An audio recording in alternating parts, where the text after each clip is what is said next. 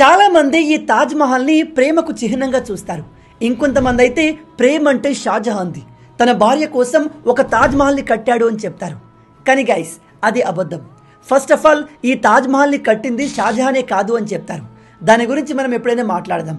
ఇక ప్రేమ విషయానికి వస్తే తాజ్ మహల్ ప్రేమకు చిహ్నం కాదు. ఎందుకంటే ముంతాజ్ ఈ షాజహాన్కి 4వ భార్య. అండ్ ఈ షాజహాన్ ముంతాజ్ భర్తను చంపేసి ఈమెను చేసుకున్నాడు. 1631లో ఈ ముంతాజ్ తన 14వ బేబీకి జన్మనిస్తూ చనిపోయింది. 14వ బేబీకి. అక్కడితో అయిపోలేదు. ఈ ముంతాజ్ చనిపోయిన వెంటనే షాజహాన్ ఆమె చెల్లెల్ని చేసుకున్నాడు.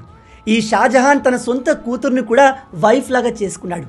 అలా ఎందుకు అంటే తన కూతురులో అతనికి వైఫ్ కనిపించదంట. అయినో ఇది వినడానికి అష్ట దరిద్రంగా ఉంది, కానీ ఈ విషయం చెప్తుంది నేను కాదు, ఫ్రెంచ్ ట్రావెలర్ అయిన ఫ్రాంకోయిస్.